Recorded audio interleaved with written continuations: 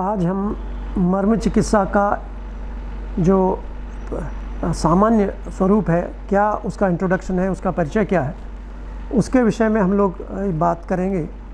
क्योंकि मर्म चिकित्सा एक ऐसी चिकित्सा पद्धति है जिसको हम लोग नवीन चिकित्सा पद्धति के रूप में भी और सबसे पुरानी चिकित्सा पद्धति के रूप में भी स्वीकार करते हैं। और ये आयुर्वेद का नवीन अंग भी है और नवा अंग भी है, क्योंकि हम लोग जानते हैं कि आयुर्वेद को अष्टांग आयुर्वेद कहा गया है और इसके 8 अंग हैं। लेकिन नवीन अंग के रूप में हम लोग मर्म चिकित्सा को स्वीकार करते हैं और इसके प्राथमिक परिचय के रूप में हम लोग कुछ बातें आप लोगों को बताना चाहेंगे कि मर्म किसे कहते हैं। क्योंकि मर्म शरीर का एक बहुत महत्वपूर्ण भाग होता है और इसको ये कहा जाता है कि ये अग्नि, रज, सत्व, तम, भूतात्मा, सोम और वायु का एक तरह से स्थान होता है और इस पर ये सारी महत्वपूर्ण चीज़ें स्थित होती हैं।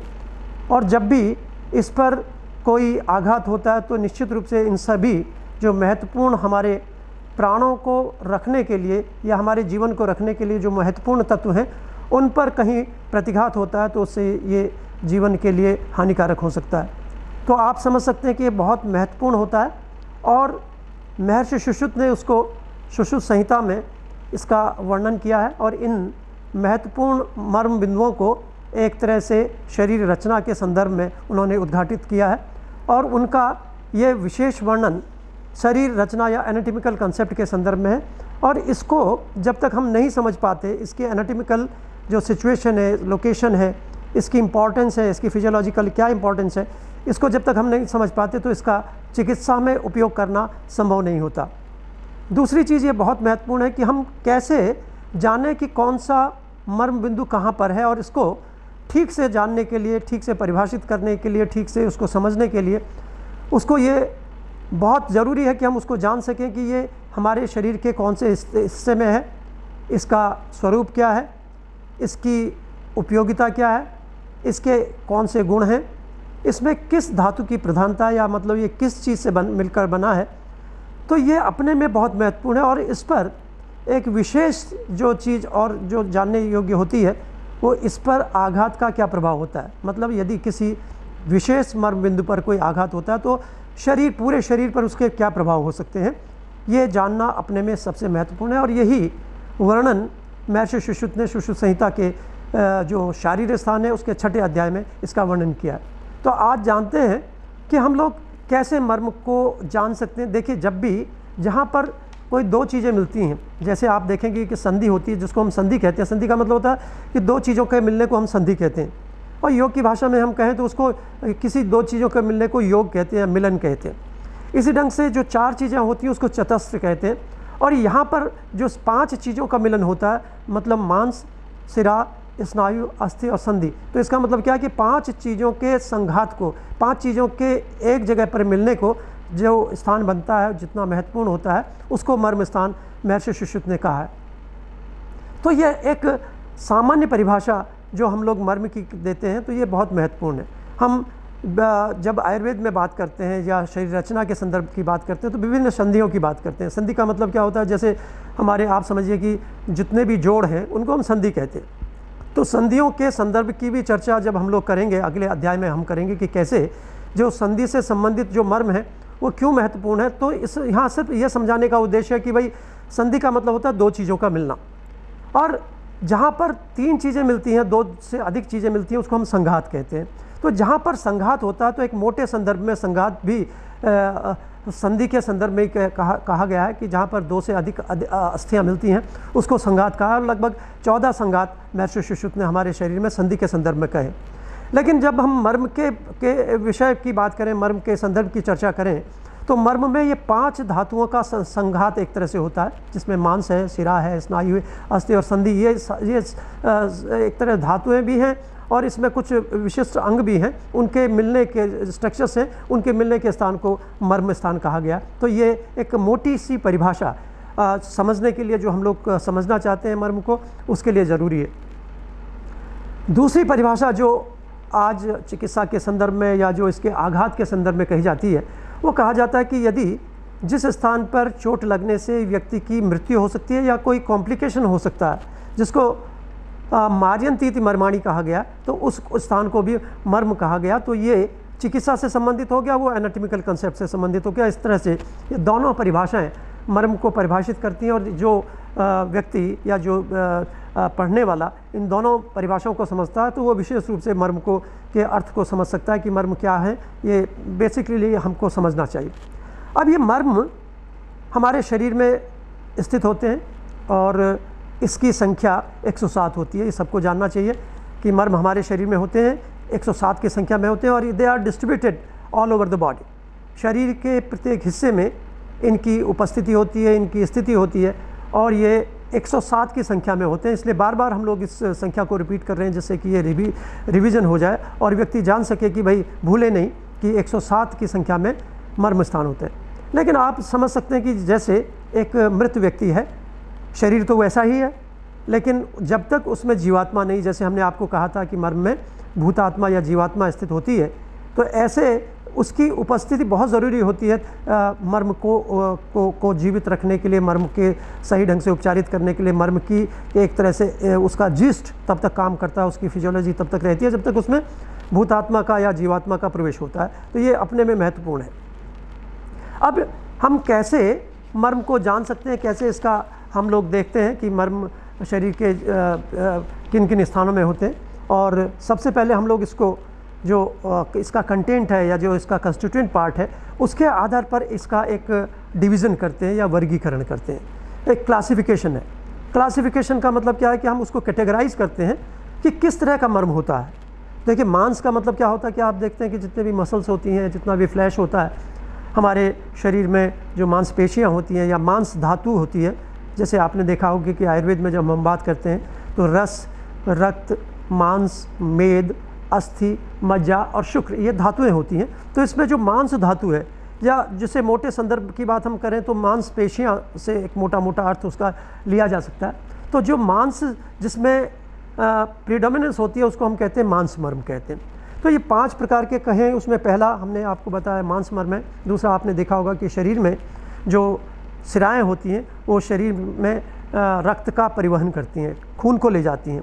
और खून को ले जाने का मतलब क्या है, हृदय से खून को ले जाती भी हैं, हृदय को खून में लाती हैं। तो जो टोटल धमनी और शिरा दोनों को हम जितने भी ब्लड वेसल्स हैं उनको लेते हैं, और उसमें आर्टरीज भी होती हैं, उसमें एक तरह से वेंस भी होती हैं। तो इसको हम लोग सिरा कहते हैं। तो जो सिरा से संबंधित मर्म होते हैं या सिरा प्रधान मर्म होते हैं उनको सिरा मर्म कहा जाता है। और तीसरा जो मर्म होता है उसको हम लोग कहते हैं स्नायु मर्म। स्नायु का मतलब है, आपने देखा होगा कि लिगामेंट है, एक तरह से जो लिगामेंट है उसको हम लोग स्नायु कहते हैं। और उनसे संबंधित रेटिनोकुलम में बहुत सारी स्ट्रक्चर्स हम लोग स्नायु के अंतर्गत लेते हैं, और उन सभी से संबंधित जो मर्म होते हैं या उनमें जो स्थित मर्म होते हैं उसको स्नायु मर्म कहा जाता है। अब जो शरीर का सबसे महत्वपूर्ण स्ट्रक्चरल पार्ट है, देखिए हमारे शरीर का जो स्ट्रक्चर है वो किस पे है। जैसे कि आपने देखा होगा कि एक कोई भी बिल्डिंग होती है, उसकी पूरा का पूरा स्ट्रक्चर एक तरह से अंदर बीम पे स्थित होता है। एक लोहे का जैसे हम लोग बीम बनाते हैं उस पर ही सारी की सारी दीवारें खड़ी होती हैं, सारा का सारा जो इंफ्रास्ट्रक्चर है बाहर का वो उसी पर होता है। ऐसे ही हमारे शरीर में एक स्केलेटल सिस्टम होता है जिसको हम अस्थियाँ कहते हैं, अस्थियों से मिलकर बनता है।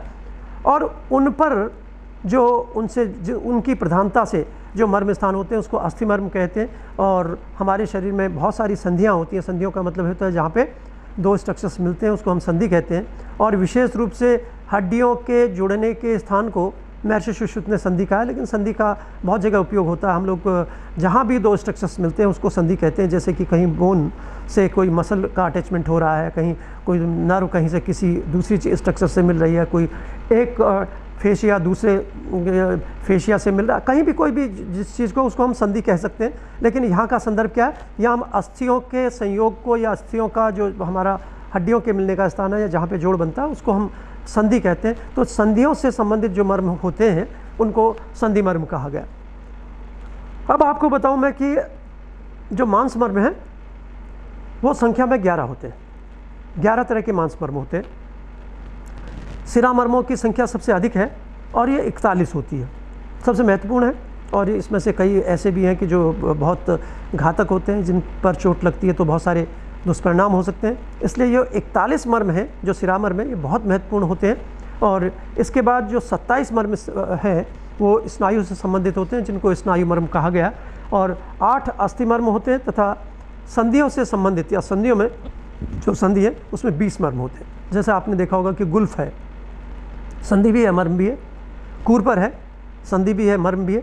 इस ढंग से बहुत सारी मर्म है। मणिबंध है, संधि भी है, मर्म भी है। और इन सभी मर्मों को हम लोग कहते हैं कि ये संधि मर्म होते हैं। तो ये पहला क्लासिफिकेशन है अकॉर्डिंग टू जो उसके कंस्टिट्यूएंट पार्ट है, उनके आधार पर जब हम मर्मों का वर्गीकरण करते हैं तो हमें एक बिल्कुल एक रूपरेखा मिल जाती है कि कौन सा मर्म किस धातु से बना है। तो देखिए इसकी क्या महत्वपूर्ण है, ये क्यों महत्वपूर्ण है इसको समझना। जैसे आप समझ सकते हैं कि भाई बहुत सारी चीज़ें होती हैं, बहुत सारे जैसे हमारे यहाँ कोई आर्टिकल्स होते हैं, बर्तन होते हैं और यूटेंसिल्स होते हैं। कुछ आपने देखा होगा कि कुछ सोने के होते हैं, कुछ चांदी के होते हैं, कुछ कांच के होते हैं, कुछ स्टील के होते हैं, कुछ प्लास्टिक के होते हैं, कुछ लकड़ी के होते हैं। तो हर किसी को रखने का अलग ढंग है, हर किसी को साफ़ करने का अलग ढंग है, हर किसी की सुरक्षा का अलग ढंग है। जैसे आपने देखा कि भाई कांच के जितने भी यूटेंसिल्स हैं उनको आप बहुत अच्छे ढंग से एक तरह से संभाल कर रखते हैं।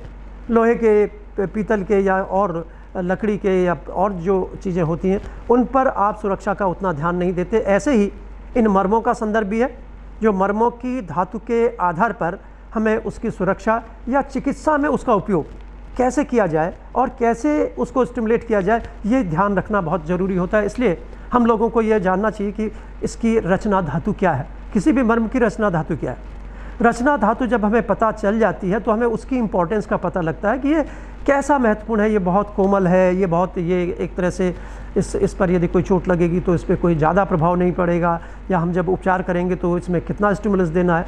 तो ये बहुत सारी चीज़ें एक तरह से निर्धारित करती हैं उसके नेचर पर कि उसका कैसा एक रचना धातु उसकी क्या है, वो किस चीज़ से बना हुआ है। तो ये बहुत महत्वपूर्ण होता है। और दूसरा जो वर्गीकरण हम लोग करते हैं वो स्थान भेद से करते हैं। स्थान भेद का मतलब होता है कि जैसे हम लोग अपने मनुष्य शरीर को कहते हैं कि षडंग शरीर होता है, इसके 6 अंग होते हैं। 6 अंग समझिए कि उसमें एक सिर का हिस्सा होता है, जो गर्दन से ऊपर हमारा सिर है, सिर का वो हिस्सा ऊपर होता है। एक धड़ का हिस्सा होता है और 4 हमारी लिम्स होती हैं जिनको एक्सट्रीमिटीज़ कहते हैं।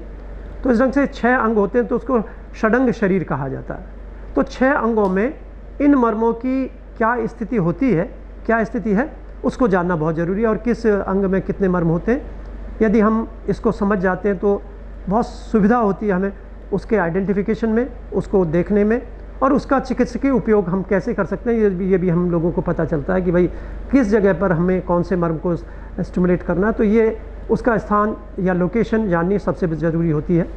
तो जो सबसे पहले महत्वपूर्ण है वो हमारा सिर का हिस्सा है। और हम लोग कहते हैं कि ये जो धड़ है वो क्लेविकल के ऊपर, जो हमारी ये एक तरह से गर्दन से ऊपर का हिस्सा होता है, जिसको आयुर्वेद में ऊर्ध्वजत्रुगत हिस्सा कहा गया है। और उसमें हमारी गर्दन होती है जिसको हम नेक कहते हैं, और नेक और हेड दोनों हिस्से होते हैं। और इसमें लगभग 37 मर्म स्थान होते हैं, जिसमें 14 मर्म स्थान हमारे गले में होते हैं और 23 मर्म स्थान सिर में होते हैं। तो इस ढंग से दोनों मिलाकर 37 हो गए। तो आप जोड़िए, एक तरह 24 और 13 37 मर्म स्थान होते हैं। तो 37 महत्वपूर्ण मर्म स्थान हमारे सिर के हिस्से में होते हैं। तो इसको हम लोग कहते हैं कि ये सबसे ज़्यादा एक तरह से महत्वपूर्ण है। और इसके बाद जो हमारे धड़ की स्थिति होती है, धड़ का एक आगे का हिस्सा होता है, एक पीछे का हिस्सा होता है। और पूरे धड़ को यदि हम आगे से एंटीरियरली देखें तो उसको हम थॉरेक्स एंड एब्डोमेन में डिवाइड करते हैं।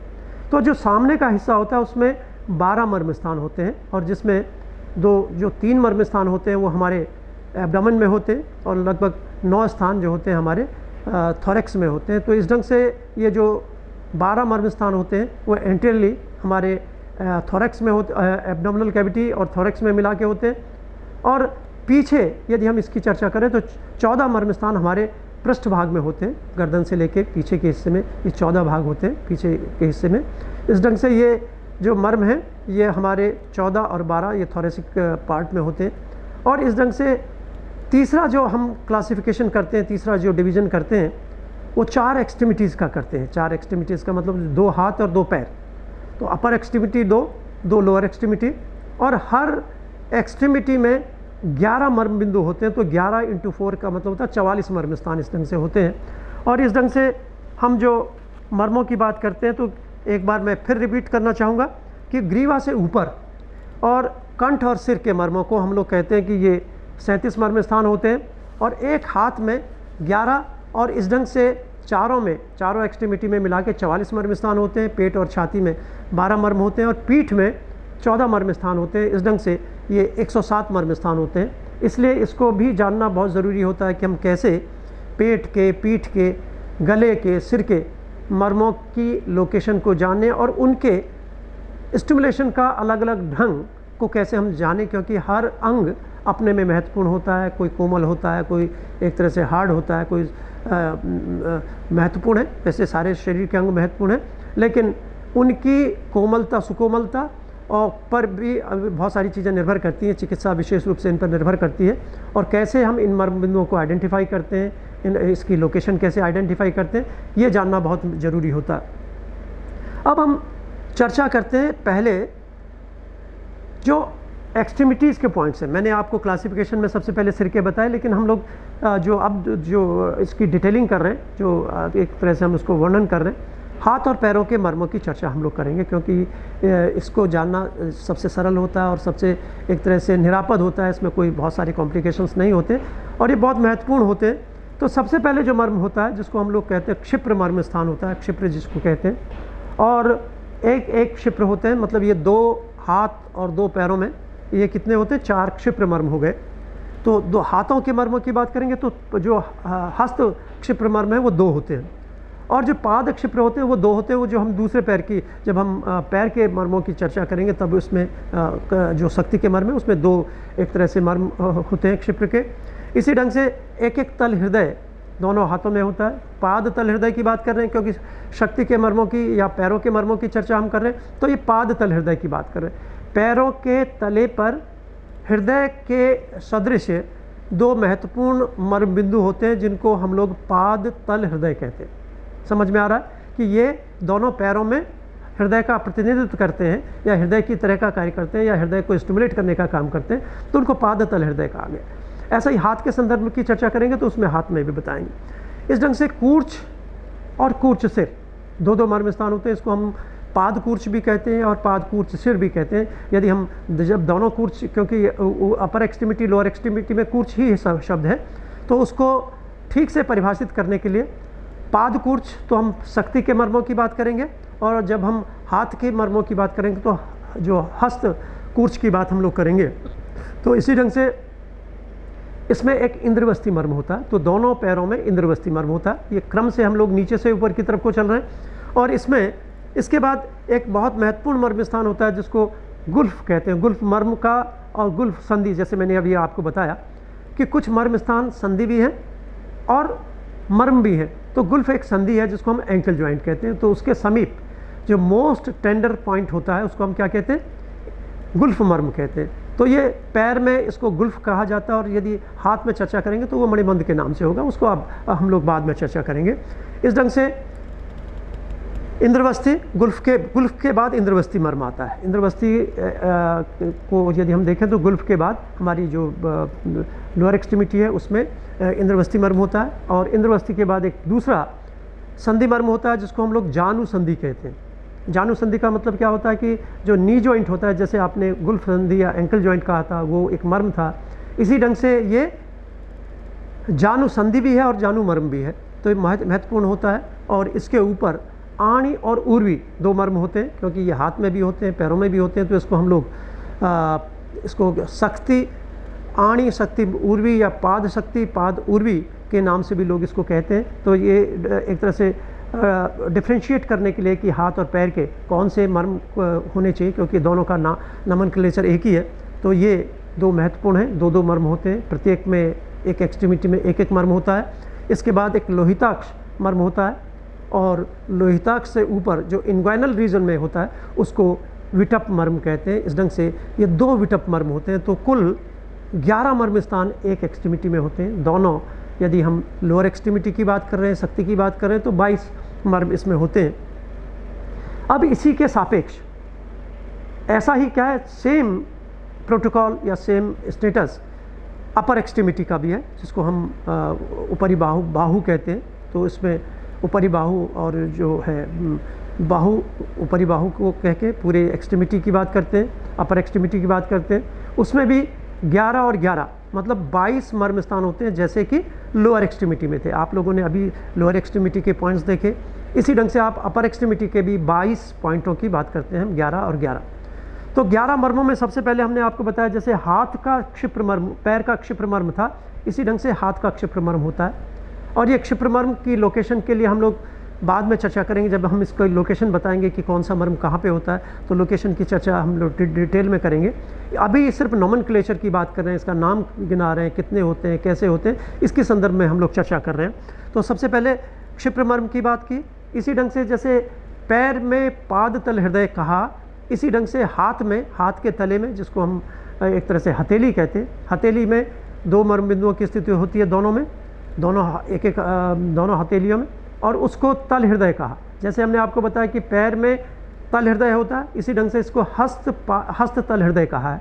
इसको डिफ्रेंशिएट कर सकते हैं हम पाद तल हृदय से। यदि हम कहेंगे कि भाई किसी को हस्त तल हृदय पर स्टिमुलेशन करना, तो पैर के तल हृदय को नहीं करेगा। और यदि हमें पाद तल हृदय की बात करें तो हम पाद तल हृदय कहेंगे, तो उससे व्यक्ति समझ सकता है कि हम कौन से तल हृदय की। इसी ढंग से दक्षिण और वाम, तो दक्षिण का मतलब दाईं तरफ के और वाम का मतलब है बाईं तरफ के। तो ये जितने भी मर्म हैं उनको भी हम कह सकते हैं कि दक्षिण, जब हम चिकित्सा करते हैं, जैसे किसी को रैंडमाइज वे में चिकित्सा करनी है, जैसे किसी को कोई फ्रोजन शोल्डर है, किसी एक स्पेसिफिक लेफ्ट और राइट साइड में कोई लीजन है, तो उसको उसी तरफ के मर्मों को स्टिमुलेट करना पड़ता है। तो उसमें हम लोगों को लिखना पड़ता है कि दक्षिण है या वाम है, राइट और लेफ्ट। तो राइट और लेफ्ट भी कर सकते हैं, अपर लोअर एक्सट्रीमिटी भी कर सकते हैं। इस ढंग से हम लोग कैटेगराइज करते हैं, जिससे कि प्रॉपर इंडिकेशन हो, जो हमारा डॉक्टर है, जो चिकित्सक है, उसको समझ सके कि कौन से मर्म स्थान को स्टिमुलेट किया जाना है। तो तल हृदय के बाद जैसे पैर में कूर्च था, इसी ढंग से हस्त कूर्च होता है, और इसी ढंग से हस्त कूर्च सिर होता है। तो 2 मर्म दोनों हाथों में, एक दोनों में मिला के 2 हो गए। तो इस ढंग से कूर्च सिर की बात की। और जहाँ पर आपको हमने बताया था कि गुल्फ मर्म होता है, उसका नाम यहाँ पर गुल्फ नहीं होता, गुल्फ की जगह इसको मणिबंध कहते हैं। और मणिबंध भी एक संधि मर्म है, जिसको आप देखिए कि जो हमारा रिस्ट जॉइंट होता है, जैसे पैर में एंकल जॉइंट था, इसी ढंग से हाथ में रिस्ट जॉइंट होता है। तो नाम का डिफ्रेंशिएशन है।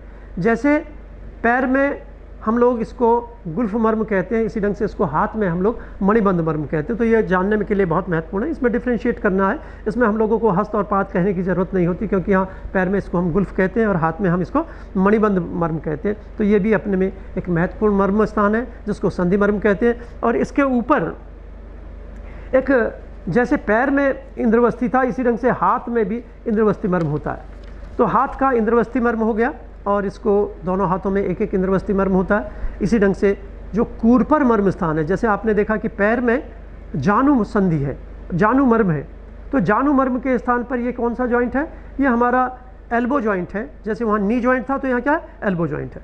तो वहाँ नी जॉइंट को हमने क्या कहा था? हमने कहा था जानु मर्म, जानु संधि। यहाँ पे हमने इसको क्या कहा? कूरपर संधि और कूरपर मर्म।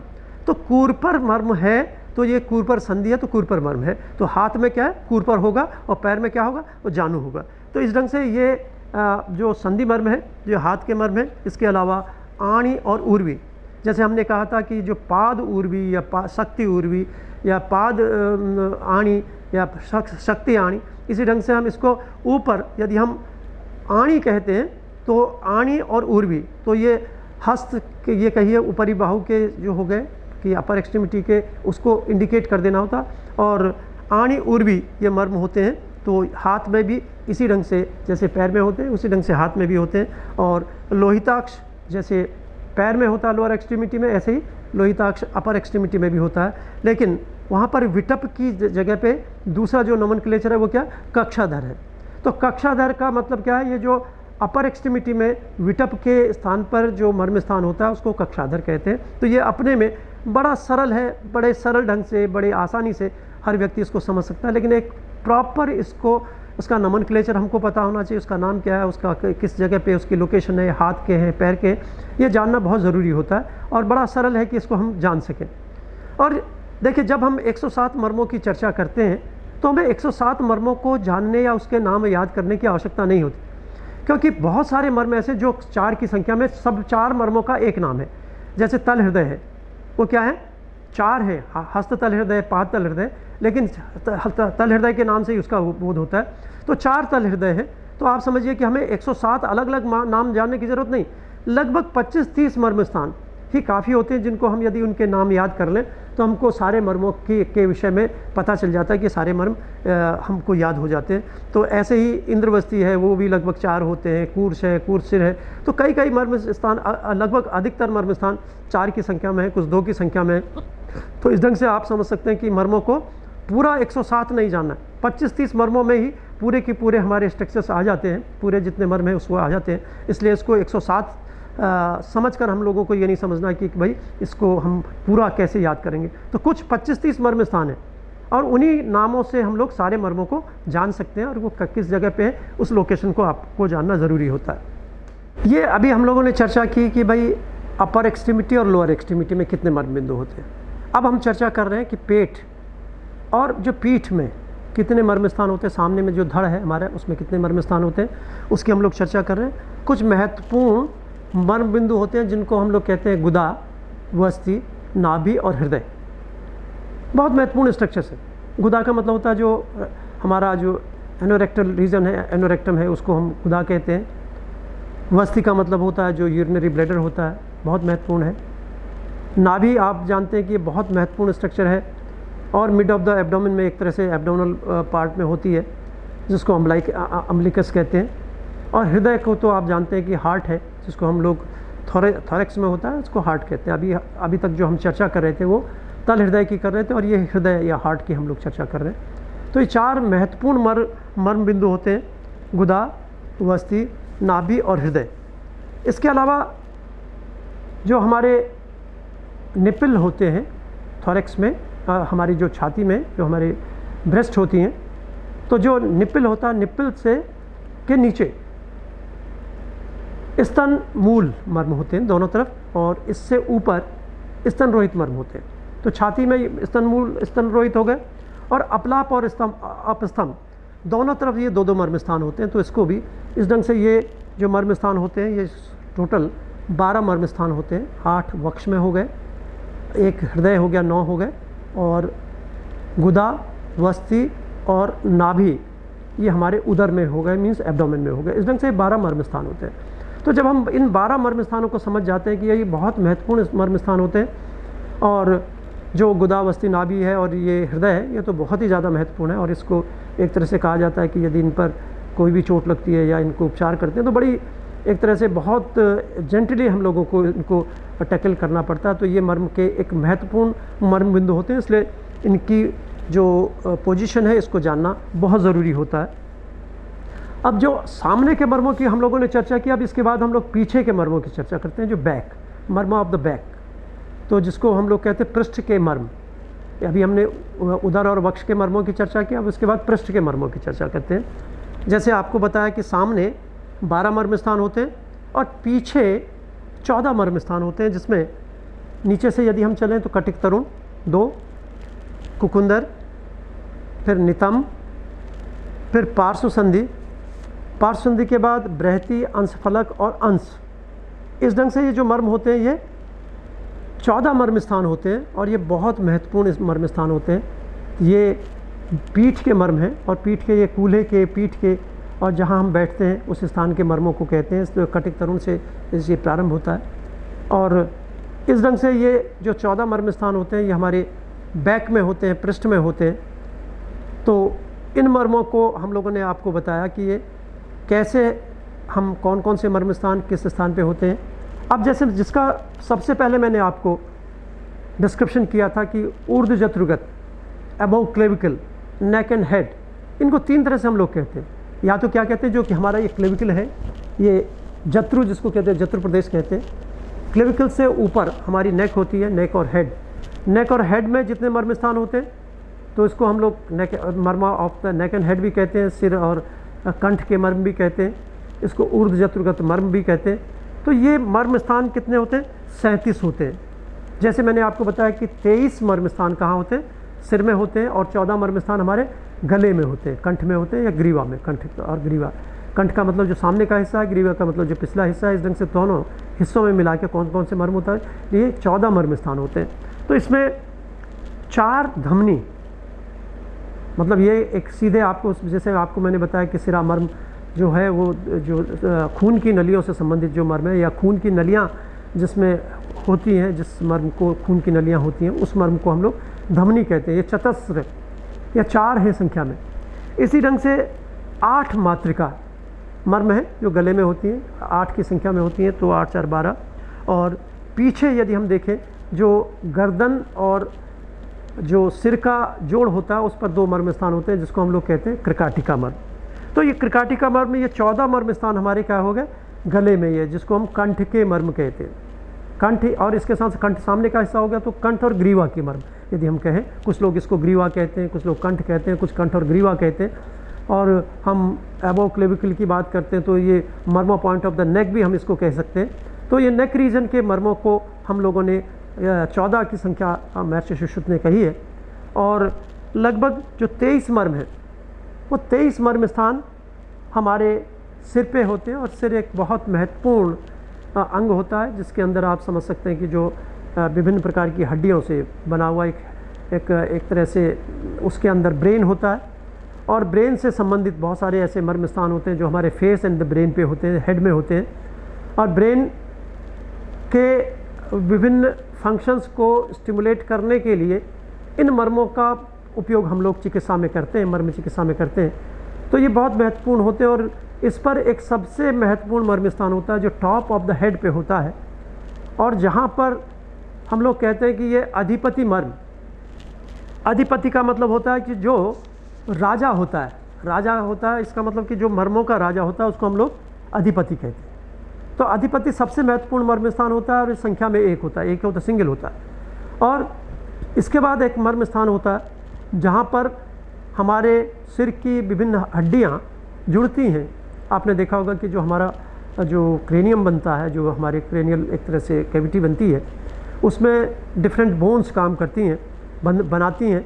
उसमें कुछ 2 पैराइटल बोन्स होती हैं, एक फ्रंटल बोन होती है, मेन बोन्स की मैं आपको चर्चा कर रहा हूँ, और एक ऑक्सीपिटल बोन होती है, ये तो मेन बोन्स है। इसके बाद जाइगोमेटिक है, इधर टेम्पोरल है, बहुत सारी और चीज़ें, इधर आगे सामने मैक्सिलरी, बहुत सारी बोन्स मिलकर हमारे स्कल को बनाती हैं। और उसमें जो ऊपर के जो हमारे जहाँ जॉइंट्स होते हैं या कनपट्टी में जो जॉइंट्स होते हैं, उनमें 5 सीमंत मर्म होते हैं, जिनकी चर्चा जो लोकेशन की बात करेंगे, एनाटॉमिकल उसका एक तरह से डिस्क्रिप्शन की बात करेंगे, वो हम लोग अगले लेक्चर में करेंगे, अगले अध्याय में करेंगे, कि जिससे कैसे हम उसको आइडेंटिफाई करते हैं, कैसे ये मर्म बनते हैं, कहाँ कहाँ किसके जंक्शन पे कौन सा मर्म होता है, इसको जानेंगे। लेकिन ये संख्या में 5 होते हैं। इसके बाद जो श्रृंगाटक मर्म होता है, श्रृंगाटक मर्म एक तरह से श्रृंगाटक मर्म होता है, उससे पहले एक स्थपनी मर्म होता है, जो हम लोग कहते हैं कि यदि हम मिडलाइन पे चलें, आगे के हिस्से पे दोनों आँखों के बीच में स्थपनी मर्म होता है। स्थपनी मर्म के ठीक नीचे 4 संख्या में श्रृंगाटक मर्म होते हैं। श्रृंगाटक कितने होते हैं? 4 होते हैं। अब यदि हम आँखों के दोनों तरफ चलें, आँखों के जो हमारी आईब्रोज हैं, लेटरली हम लोग चलें, तो कनपट्टी में कुछ मर्म स्थान होते हैं जिसको कहते हैं अपांग, आवर्त, उत्क्षेप और शंख, एक कनपट्टी में। और ऐसा ही दूसरी कनपट्टी में अपांग, आवर्त, उत्क्षेप और शंख, 4 इस तरफ, 4 इस तरफ, 5 सीमंत, 1 अधिपति, एक स्थापनी, 4 श्रृंगाटक। और फिर कान के पीछे 2 मर्म स्थान होते हैं जिनको हम लोग कहते हैं कि ये विधुर मर्म कहलाते हैं। और फिर नाक के नथुने के पास दोनों नोस्टल्स के एक तरह से एलानिजाई के दोनों तरफ जो 2 मर्म स्थान होते हैं उनको फड़ा मर्म कहते हैं। इस ढंग से ये 37 मर्म स्थान होते हैं जिनको हम लोग कहते हैं कि भाई ये अकॉर्डिंग टू हमारा जो साइट है, लोकेशन है, कौन कौन से मर्म स्थान होते हैं। इस ढंग से एक पूरे 107 मर्म स्थानों का डिस्क्रिप्शन इस क्लासिफिकेशन में हम लोगों ने आपको बताया कि कैसे ये अपर एक्सट्रीमिटी में होते हैं, लोअर एक्सट्रीमिटी में होते हैं, थोरैक्स एब्डोमेन में होते हैं, बैक में होते हैं और हेड एंड नेक में होते हैं। तो इस ढंग से 107 मर्म स्थान का डिस्ट्रीब्यूशन होता है। और ये पूरे एक तरह से these marma points are distributed all over the body, पूरे शरीर में डिस्ट्रीब्यूट होते हैं। और इसको हम लोग अकॉर्डिंग टू द साइट और लोकेशन, किस जगह पर शरीर के किस हिस्से में स्थित है, उसके आधार पे भी जानते हैं। यदि हम कहेंगे कि भाई अधिपति, तो सीधे हमें ये पता चल जाना चाहिए कि ये सिर का मर्म है। यदि हम कहेंगे कि भाई क्षिप्र है, तो क्षिप्र का मतलब है ये हाथ और पैर का मर्म है।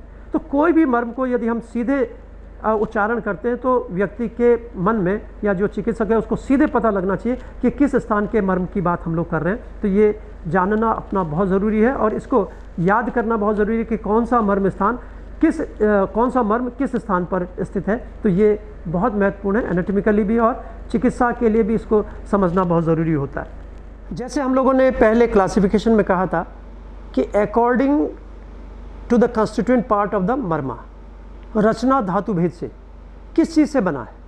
अब मैंने आपको एक उदाहरण दिया था कि भाई यूटेंसिल्स होते हैं, कुछ लोहे के होते हैं, कुछ पीतल के होते हैं, कुछ सोने के होते हैं, कुछ एक तरह से ग्लास के होते हैं। ऐसा ही ये जो मर्म हैं, जितने भी 107 मर्म हैं, ये किस रचना धातु के बने हैं, किस एनाटॉमिकल स्ट्रक्चर, कौन सा एक तरह से उसका कंस्टिट्यूएंट पार्ट क्या है, तो वो जानना बहुत ज़रूरी होता है। हम लोगों ने बताया कि जैसे कुछ मांस से बने होते हैं, मांस मर्म जिसको हम कहते हैं, जिसमें मांस की प्रधानता होती है। देखिए मर्म के लिए तो ये कहा गया कि मर्म उसको कहते हैं जहाँ पे मांस, सिरा, स्नायु, अस्थि और संधि, ये पांचों चीज़ों एक तरह से जहाँ पर होती हैं उसी को मर्म कहा जाता है। वो मर्म का एक तरह से सार्थक परिभाषा है। तो प्रीडोमिनेंस किसकी है, किसकी प्रधानता है, किस तत्व की प्रधानता है, कौन सी धातु की प्रधानता है, कौन से स्ट्रक्चर की प्रधानता है, ये अपने में महत्वपूर्ण है। क्योंकि इसको जानने से हमें इसके स्वभाव को पता चलता है, इसकी एक तरह से स्ट्रेंथ पता चलती है, इसकी वीकनेस पता चलती है, इसकी प्रॉपर्टीज़ पता चलती हैं। और चिकित्सा में हम इन सारी चीज़ों का उपयोग करते हैं। क्योंकि देखिए कांच के जो यूटेंसिल है उसको हम दूसरे ढंग से यूटिलाइज़ करते हैं, उसको हम फेंक नहीं सकते, उसको हम उस जोर से उसको ट्रोमेटाइज़ नहीं कर सकते, उस पर ज़्यादा प्रेशर नहीं दे सकते, उस पर ज़्यादा लोड नहीं दे सकते। इसी ढंग से जो मर्म हैं उनके कंस्टिट्यूएंट पार्ट पर हमको ध्यान देना चाहिए। और चिकित्सा में विशेष रूप से रचना धातु का बहुत महत्वपूर्ण स्थान होता है। और जो जितनी भी टेक्निक्स हम लोग इस्तेमाल करते हैं या कितनी उसमें कितना प्रेशर देना है, ये सब का सब इस पर डिपेंड करता है कि उसकी रचना धातु क्या है या उसका आधार क्या है, उसको कौन सी धातु से ये बना हुआ। अब हम जो हमने आपको ग्रुप बताया था कि जिसको हम कहते हैं मांस मर्म, तो आपको पता होना चाहिए कि शरीर के कौन कौन से मर्म स्थान है जिसमें मांस धातु की या मांस की प्रधानता होती है। और आपने देखा होगा कि मसल्स जो हैं वो एक बड़ा अच्छा एक तरह से एक पावरफुल हमारी धातु है। यदि हम उस पर चोट भी लगती है या उस पर कोई प्रेशर देते हैं तो वो उसको सह सकती है। तो इसमें मसल स्पाज्म भी हो सकता है, उसको रेजिस्ट करने की उसमें ताकत होती है। तो एक मजबूत मर्म हम इसको मानते हैं और इसको मांस मर्म हम लोग कहते हैं। इसमें एक तरह से तल हृदय है। जब तक इन मर्मों पर कोई पेनिट्रेटिंग इंजरी नहीं होती, मीन्स बिल्कुल बिद्ध ना हो जाए, मर्म एकदम से आर पार ना हो जाए, तब तक ये घातक नहीं होते। तो इसका मतलब क्या है कि ये बहुत अच्छे मर्म है, लेकिन इनको यदि सही ढंग से उपचारित करेंगे तो ये फ़ायदा होगा।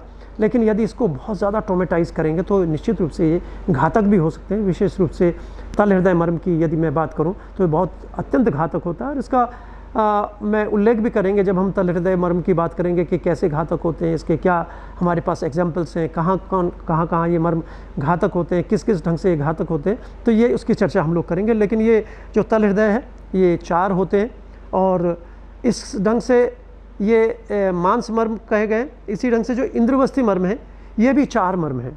और 4 मर्म क्या है, ये भी क्या है, मांसगत मर्म है, मांस के मर्म है। और इसके बाद 2 स्तन रोहित होते हैं और एक जो गुदा जिसको एनोरेक्टम या रेक्टम हम कहते हैं वो भी जो मांस मर्म होता है। इस ढंग से कुल 11 मर्म जो हैं, 11 मर्म क्या है, ये मांस मर्म कहलाते हैं। तो मांस मर्म के विषय में आपको जानना चाहिए कि क्यों महत्वपूर्ण है, इन पर क्या क्या किस किस टेक्निक से प्रेशर दिया जा सकता है, इसमें ये कब फैटल हो सकते हैं, इनकी स्ट्रेंथ क्या होती है, इन पे कितना प्रेशर दिया जा सकता है और ये कितना रेजिस्टेंस झेल सकते हैं, ये अपने में महत्वपूर्ण है। चोट लगने पर भी देखिए, ये सब चिकित्सा का विषय ही नहीं है। जब भी कोई व्यक्ति आघातित होता है, चोट लगती है, ट्रॉमा होता है, तो हमें पता होता है कि उस स्थान पर किस जगह पे चोट लगी है तो कौन सा मर्म कैसे रेजिस्ट करेगा या कैसा बिहेव करेगा। तो हमें पता होना चाहिए कि भाई अरे यहाँ कोई बात नहीं, यहाँ चले ये तल हृदय है, इसमें पेनिट्रेटिंग नहीं है, इंजरी नहीं है, कोई वहाँ पे कोई कलेक्शन नहीं है, कोई ब्लड अंदर हिमेटोमा नहीं बना है, कोई अंदर फ्रैक्चर नहीं है, कोई अंदर चोट नहीं है, तो चलो इट्स ऑल राइट। या ठीक हो सकता है। इंद्रवस्ती पे भी ऐसा ही है, इंद्रवस्ती पर यदि कोई पेनिट्रेटिंग इंजरी है, कोई चोट लग गई है तो घातक हो सकता है, लेकिन सामान्य रूप से ये अपने में बहुत अच्छा एक मजबूत मर्म बिंदु होता है। इसी ढंग से जो दूसरा वर्गीकरण है मांस के बाद सिरा मर्मों का है, और ये सबसे ज़्यादा संख्या में, जैसे मैंने आपको बताया कि ये 41 की संख्या में, अभी मैंने आपको मांस मर्म बताया कितने हैं, ये संख्या में 11 होते हैं। ठीक है, इसमें बहुत महत्वपूर्ण है कि 4 तो तल हृदय होते हैं, 4 इंद्रवस्ती होती हैं, 1 गुदा होता है और 2 स्तनरोहित होते हैं। इसका मैं एक बार दोबारा से मैंने आपको एक बार रिकैप किया है कि भाई आप लोग इसको समझ सकें, इसको याद कर सकें। तो इस ढंग से 11 मर्म स्थान जो होते हैं हमारे मांस मर्म होते हैं। अब हम 41 जो मर्म हैं, जो सिरा मर्मों की बात हम कर रहे हैं, सिरा मर्मों की चर्चा कर रहे हैं, ये अपने में बहुत महत्वपूर्ण होते हैं, क्योंकि they are directly linked with और related with the originated with the blood vessels. और आप समझ सकते हैं कि खून की नलियाँ या जो रक्त प्रणाली है या जो हमारा रक्त परिवहन तंत्र है या उससे संबंधित ऑर्गन्स हैं, वो कितने महत्वपूर्ण होते हैं। मैं समझता हूँ कि सबसे ज़्यादा महत्वपूर्ण है, क्योंकि जब तक हमारे शरीर में खून का प्रवाह होता है, जिस अंग में खून का प्रवाह होता है तो वो जीवित रहता है, और जिस अंग में खून का प्रवाह बाधित होता है या रुक जाता है या किसी ढंग से नहीं हो पाता तो उसकी डेथ होने लगती है, वो ऑर्गन खराब होने लगता है। तो ये सिरा मर्म अपने में सबसे महत्वपूर्ण मर्म बिंदु है। और इसमें आप समझिए कि जो नीला धमनी, जो धमनी मर्म है वो 4 है। इसी ढंग से 8 मातृका मर्म है, जो हमने आपको कहा धमनी चतस्त्र, उसको नीला भी कहा है, और 4 वो हैं मातृका मर्म, 8 मर्म है। श्रृंगाटक मर्म, जिसको हमने आपको बताया कि ये स्थपनी से नीचे होता है और ये संख्या में 4 होते हैं, ये भी क्या है, ये सिरा मर्म है, और ये डीप सीटेड है और बहुत महत्वपूर्ण है। और इससे आप समझिए कि अब बाद में भी हम लोग चर्चा करेंगे, ये हमारे जितने भी सेंसेस होते हैं, जितने भी सेंस ऑर्गन्स होते हैं एक्सेप्ट द स्किन, तो जितने सेंस ऑर्गन्स हैं उनके फंक्शंस को रेगुलेट करने का काम श्रृंगाटक मर्म करता है, या उसको ऑपरेट करता है, रेगुलेट करता है, स्टिमुलेट कर सकते हैं, उसको बढ़ा सकते हैं, कम कर सकते हैं, वो उसको एक तरह से रेगुलेशन कर सकता है। इसी ढंग से अपांग मर्म होता है, जो कनपटी पे होता है, ये संख्या में 2 होते हैं। और स्थपनी, जैसे आपको बताया मैंने, और स्तनमूल, स्तन अपलाप, अपस्तंभ और फणा मर्म, ये सारे के सारे मर्म ये क्या होते हैं, ये सिरा मर्म होते हैं। तो फणा मर्म, इसमें से अधिकतर मर्म आप जानेंगे कि ये जितने भी ये मर्म हैं ये कहाँ हैं, हमारे सिर पे या हमारे नेक के रीजन में है। तो नेक एंड हेड के ऊपर सिरा मर्मों की प्रधानता है, सिरा मर्म सबसे ज़्यादा यहाँ होते हैं और यही सबसे महत्वपूर्ण होते हैं। और इन पर यदि चोट लगती है तो बहुत सारी कॉम्प्लिकेशंस हो सकते हैं या व्यक्ति की मृत्यु भी हो सकती है। तो ये बहुत महत्वपूर्ण मर्म है और नेक एंड हेड पे सबसे ज़्यादा होते हैं। इसके आप समझिए कि यदि हम और मर्मों की बात करें तो नीचे के हिस्से में बहुत कम होते हैं, जैसे स्तनमूल हमने आपको बताया, अपलाप है, अपस्तंभ है, और हृदय, हृदय का मतलब हार्ट, ये भी क्या है, it is also a blood vessel से रिलेटेड है, और इसको भी ये कहा गया कि ये एक सिरा मर्म है। नाभि को आप देखें कि नाभि भी एक ब्लड वेसल्स का एक तरह से यहाँ जाल होता है। जब हम बच्चे होते हैं, माँ के गर्भ में रहते हैं, तो ये अम्बलाइकल वेन, अम्बलाइकल कॉर्ड, ये सारी चीज़ें जो हम प्लेसेंटा से जुड़े होते हैं, और ये सारा कनेक्शन इसी से ब्लड सर्कुलेशन होती है, तो ये भी सिरा मर्म कहा गया। इसी ढंग से जो पार्श्व संधि मर्म है, पार्श्व संधि मर्म जो बैक में हमने आपको बताया, इसी ढंग से बृहति, लोहिताक्ष और उर्वी, ये मर्म क्या हैं, 2-2 की संख्या में होते हैं। लोहिताक्ष 4 हो गए, उर्वी 4 हो गई, पार्श्व संधि 2 हो गया, नाभि 1 है, हृदय 1 है। इस ढंग से ये जो मर्म है ये सिरा मर्म कहलाते हैं। तो सिरा मर्म बहुत महत्वपूर्ण है, और इस ढंग से हम लोग समझ सकते हैं कि इनको जब स्टिमुलेट करते हैं तो जैसे कहते हैं ना, हैंडल विथ केयर। जब भी हम मर्मों की चर्चा करते हैं तो अस्थि मर्म की बात करेंगे, तो अस्थि मर्म में कोई बात नहीं, कोई बहुत यदि थोड़ा प्रेशर लगता है तो कोई दिक्कत नहीं होती, प्रेशर हम लोग बढ़ा भी सकते हैं। थोड़ा यदि टेक्निक ख़राब होती है तो उसमें कोई कॉम्प्लिकेशन नहीं हो सकते। लेकिन जब सिरा मर्म की बात करते हैं तो हम लोग कहते हैं कि हैंडल विथ केयर, बहुत मतलब एक तरह से जेंटल प्रेशर देना चाहिए, बहुत आसानी से प्रेशर देना चाहिए, अनवांटेड एफर्ट नहीं करना चाहिए, कोई भी एक्सेसिव प्रेशर हमको नहीं देना चाहिए, कोई गलत टेक्निक का इस्तेमाल नहीं करना चाहिए, कोई भी आर्टिफिशियल आर्टिकल, मतलब जैसे आपने देखा होगा कि बहुत सारी चिकित्सा पद्धतियों में हम लोग कहीं पेंसिल का, किसी रॉड का, किसी और चीज़ों का इस्तेमाल करते हैं, निडल का इस्तेमाल करते हैं उसको स्टिमुलेट करने के लिए। ऐसा कहीं कुछ नहीं करना होता है, बहुत जेंटल प्रेशर दिया जाता है, तो इसको हम लोग सिरा मर्म कहते हैं।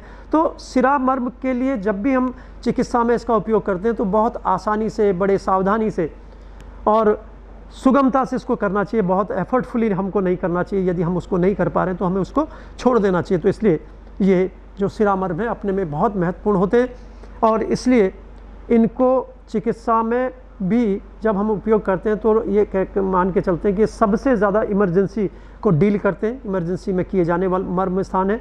और इमरजेंसी में यदि कोई इसमें चोट लगती है तो बहुत सारी इमरजेंसी की कंडीशंस पैदा हो सकती हैं, तो इसलिए इनका ध्यान रखना चाहिए।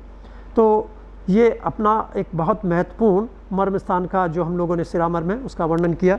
इसके बाद एक मर्म स्थान और एक क्लासिफिकेशन होता है जिसको हम लोग कहते हैं स्नायु मर्म। आपने देखा होगा कि लिगामेंट होते हैं, टेंडन होते हैं, एपोन्यूरोसिस होती है, और फेशिया, डीप फेशिया होता है। कई जगह पे बहुत सारी जॉइंट्स के ऊपर फेशिया होता है। ये जहाँ पे भी कोई लिगामेंट का ओरिजिन है, इंसर्शन है, लिगामेंट है, या कहीं पे कोई एपोन्यूरोसिस लग रहा है, उन सब से संबंधित जितने भी मर्म स्थान होते हैं उन मर्मों को स्नायु मर्म की संज्ञा दी गई है, उसको स्नायु मर्म कहते हैं।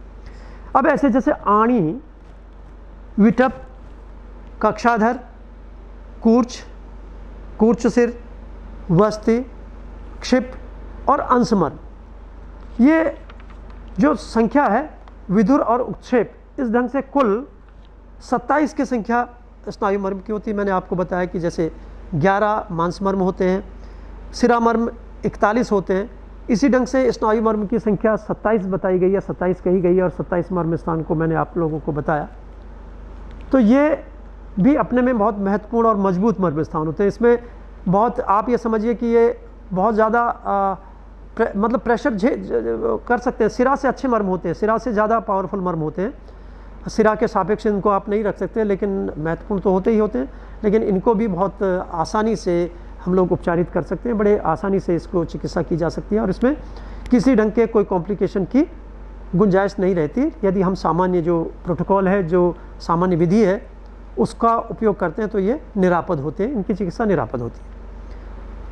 इसके बाद जैसे अब मैंने बताया मांस, सिरा, स्नायु, फिर इसके बाद अस्थि मर्म, ये भी संख्या में 8 होते हैं। और एक बहुत महत्वपूर्ण मर्म स्थान है जिसको हम कटिक तरुण कहते हैं। कटी कमर को कहते हैं, तरुण का मतलब जो होता है एक तरह से यूथफुलनेस को कहते हैं, यूथ जो जवानी को हम तरुणाई कहते हैं। तो कटिक तरुण का मतलब यह है निश्चित रूप से जो हमारी कमर है उसकी हेल्थ को मेंटेन करने का जो मर्म बिंदु है उसको कटिक तरुण कहते हैं। और ये कटिक तरुण संख्या में कितने होते हैं? 2 होते हैं। और इसके बाद उसके ऊपर यदि हम चलते हैं और एक तरह से आप देखेंगे कि जो हमारी कूल्हे की हड्डी होती है उसके दोनों तरफ जो मर्म स्थान होता है उसको नितंब मर्म कहते हैं। और ये नितंब मर्म भी संख्या में कितने होते हैं? 2 मर्म होते हैं। और इसी ढंग से आपने देखा होगा कि हमारी जो स्कैपुला है, पीछे जिसको पीछे कहते हैं ना, कि वो जो कंधा है, कंधे के पीछे 2 हड्डियाँ होती हैं जो चपटी सी हड्डी होती हैं, उसको अंश फलक कहते हैं। फलक का मीन्स होता है एक तरह से ब्लेड, जिसको शोल्डर ब्लेड कहते हैं। अंश फलक का मतलब क्या होता है? Shoulder blade. तो जो शोल्डर ब्लेड पर के समीप जो मर्म स्थान होता है उसको हम क्या कहते हैं? अंश फलक मर्म कहते हैं। और ये हड्डी से संबंधित होता है, इसलिए इसको अस्थि मर्म कहा गया। और इसी ढंग से जो टेम्पल्स पे, मतलब जो कनपटी पे 2 मर्म स्थान होते हैं ऊपर के, और इसको भी शंख मर्म कहा गया। और ये संख्या में 2 होते हैं। इससे कुल जो संख्या हो जाती है वो कितनी हो जाती है? 8 हो जाती है। तो ये 8 बहुत महत्वपूर्ण मर्म स्थान होते हैं। और इन अस्थि मर्मों को देखिए, अस्थि मर्म हो गए, स्नायु मर्म हो गए, मांस मर्म हो गए, ये ठीक ठाक मर्म स्थान है, मतलब जिन पे आप प्रॉपरली प्रेशर दे सकते हैं। लेकिन सिरा मर्म अपने में एक तरह से डेलिकेट है, जेंटल है, वो मर्म स्थान होता है, उसकी आपको ध्यान रखना चाहिए। इसके बाद जो अंतिम जो इसका कैटेगराइजेशन है वो क्या है? अंतिम वर्गीकरण की बात हम करेंगे तो संधि मर्मों की हम लोग बात करते हैं। जैसे मैंने आपको बताया कि हाँ, यदि हम महर्षि सुश्रुत की बात करें, आयुर्वेद की बात करें, तो संधि का मतलब होता है 2 चीज़ों के मिलने का स्थान, और विशेष रूप से 2 हड्डियों के मिलने के स्थान को संधि कहा जाता है। तो कई जगह तो 2 हड्डियाँ मिलती हैं और कई जगह 2 से अधिक हड्डियाँ मिलती हैं, है ना। तो ऐसा जैसे हम देखें कि हमारा जो जानु संधि है उसमें 2 तो हड्डियाँ नीचे होती हैं, चाहे वो टिबिया फिबुला हो, एक आर्टिकुलेशन तो टिबिया और फीमर में ही होता है, लेकिन हड्डी एक वहाँ और होती है और सामने पेटेला होता है। इस ढंग से वो 4 हड्डियाँ उस जोड़ में होती है, लेकिन डायरेक्टली जोड़ 2 ही का बनता है। लेकिन उस पूरे रीजन में 4 हड्डियाँ होती हैं। तो ऐसे ही जहाँ पे 2 से अधिक हड्डियाँ होती हैं उनको संघात कहा गया, अस्थि संघात कहा गया। तो इसमें जब हम संधि की बात करते हैं तो उसमें हम अस्थि संघात भी ले रहे हैं, हम जो संधि भी ले रहे हैं। तो संधि और अस्थि संघात दोनों को हम लोग संधि मर्म के अंतर्गत लेते हैं। और इसमें जानु मर्म कितने होते हैं, एक पैर में एक और दूसरे पैर में दूसरा, तो इस ढंग से 2 जानु मर्म होते हैं। और जैसे हमने आपको बताया कि जो पैर में जानु होता है तो ऐसे ही हाथ में क्या होता है, उसको कूरपर कहते हैं, उस स्थान को कहते हैं। जैसे मिड ऑफ द लेग में क्या होता है, नी जॉइंट होता है। इसी ढंग से mid of the upper extremity में क्या होता है, एल्बो जॉइंट होता है। तो जो कूरपर है वो भी 2 होते हैं। और जो हमारे सिर के जोड़ हैं, जैसे मैंने बताया कि जहाँ पर हमारी विभिन्न हड्डियाँ मिलती हैं वो सीमंत कहलाते हैं। सीमंत का मतलब जहाँ 2 सीमाओं का, 2 चीज़ों की सीमाओं का अंत होता है, उसको सीमंत कहते हैं। तो ये 5 सीमंत मर्म कहे गए। तो 5 सीमंत मर्म क्या है, ये भी संधि मर्म है। और जो सबसे महत्वपूर्ण मर्म स्थान है जिसको हमने अधिपति कहा, जिसको हम कहते हैं कि it is the master point and it is the king of the all marmas, सभी मर्मों का राजा जिसको हम कहते हैं, अधिपति कहते हैं, राजाओं का राजा भी, उसको हम क्या कहते हैं, अधिपति कहते हैं। और ये अधिपति होता है टॉप ऑफ द हेड पे होता है हमारे। और इस टॉप ऑफ हेड पे ये भी क्या है, इट इज़ ऑल्सो संधि मर्म। यहाँ पे भी हड्डियों के जुड़ने का और विभिन्न प्रकार के स्ट्रक्चर्स को जुड़ने का एक स्थान है जिसको हम अधिपति मर्म कहते हैं। अब जो पैर का हमने बताया था, जो एंकल जॉइंट है, जहाँ पर पैर और ऊपर जो हमारा लेग मिलती है उसको एंकल जॉइंट कहते हैं, जिसको आयुर्वेद में हम लोग गुल्फ मर्म कहते हैं। और गुल्फ संधि भी है ये, क्योंकि ये संधि है, विभिन्न प्रकार की हड्डियाँ यहाँ पे मिलती हैं। हमारा जो टिबिया फिबुला है, फिर उसके बाद टेलोकैल्केनियम, बहुत सारी जो हड्डियाँ यहाँ पे मिलती हैं, उन हड्डियों के मिलने के स्थान को हम लोग क्या कहते हैं, गुल्फ संधि कहते हैं, गुल्फ मर्म कहते हैं। तो ये भी संख्या में 2 होती हैं। इसी ढंग से हाथ में जैसे आपको बताया मैंने कि जहाँ पे हमारा रिस्ट जॉइंट होता है उसको मणिबंध कहा गया। ये भी क्योंकि सीधे सीधे ये आपको दिख रहे हैं, सारे के सारे जोड़ी तो हैं। मैंने आपको जैसे बताया कि जो हमारी नी जॉइंट है वो जॉइंट है तो मर्म भी है, एल्बो है जॉइंट है, मर्म भी है। इसी ढंग से जो है हमारा जो एल्बो है जॉइंट है, कूर पर संधि है। तो ये सारे के सारे संधि, मणिबंध है, ठीक है, रिस्ट जॉइंट है, जॉइंट है, तो ये मणिबंध भी 2 है। अब इस ढंग से कुकुंदर, जहाँ पे सैक्रो इलियक जॉइंट, दोनों तरफ जहाँ पे सैक्रम और इलियक बोन्स मिलती हैं, उनका जो जंक्शन है उसको हम कुकुंदर कहते हैं। आवर्त जो होता है हमारे, जो एक तरह से टेम्पल में होती है जहाँ पे हड्डियाँ मिलती हैं, उसको हम लोग आवर्त कहते हैं। और पीछे ये भी संख्या में 2 होते हैं, 2 होते हैं, कुकुंदर 2 है, मणिबंध 2 है, आवर्त 2 है, गुल्फ 2 है। ये सब सारे के लगभग सीमंत को छोड़ के सभी 2 हैं। और सीमंत 5 होते हैं और अधिपति 1 होता है। बाकी सारे जितने मर्मों की चर्चा हमने की वो सारे के सारे 2 होते हैं। और इसी ढंग से आवर्त जो हमने कनपटी में बताया, और एक मर्म स्थान होता है जो महत्वपूर्ण है, और वो हमारी सिर और गर्दन के जोड़ पे होता है, जिसको क्रिकाटी का मर्म कहते हैं। और ये भी संख्या में 2 होते हैं। तो इस ढंग से पूरे के पूरे मर्मों की हम लोग यदि संधि मर्मों की संख्या गिने तो ये 20 होती है। तो इस ढंग से ये 20 मर्म स्थान जो होते हैं वो संधिगत मर्म स्थान होते हैं। इस ढंग से हमने आपको मांस, सिरा, स्नायु, अस्थि और संधि, इनके मर्मों की चर्चा की। इसके बाद अगली चर्चा हम लोग अगले चैप्टर में करेंगे। धन्यवाद।